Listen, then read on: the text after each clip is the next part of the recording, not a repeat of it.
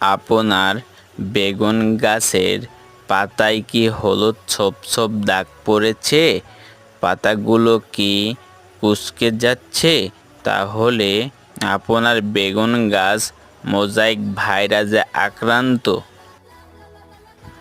আপনি এই ভিডিওতে আপনি জানবেন কিভাবে এই রোগ ছড়ায়, কিভাবে লক্ষণ দেখে চিনবেন এবং কিভাবে এই রোগের প্রতিকার করবেন।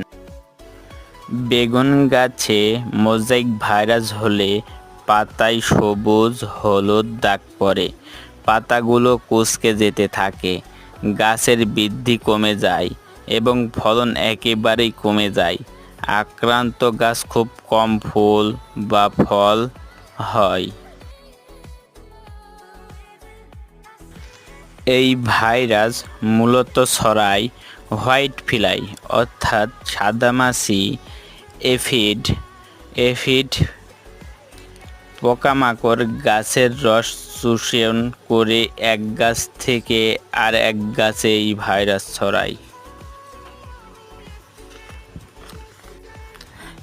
যেগুলো দেখতে পাচ্ছেন এইগুলো পূর্ণাঙ্গ সাদামাছি। এই ভাইরাসের প্রতিকার হিসেবে লাহিব ইনতেফা কোম্পানির 5 থেকে 6 গ্রাম 16 লিটার পানিতে মিশিয়ে পুরা বেগুনের জমি স্প্রে করুন। আক্রান্ত গাছ পুড়িয়ে ফেলুন, জমি পরিষ্কার রাখুন। ভালো ফলনের জন্য সঠিক সময়ে রোগ চিনে ব্যবস্থা নেবেন।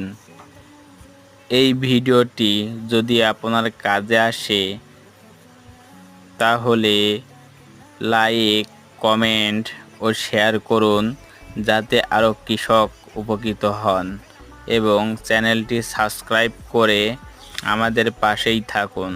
ধন্যবাদ।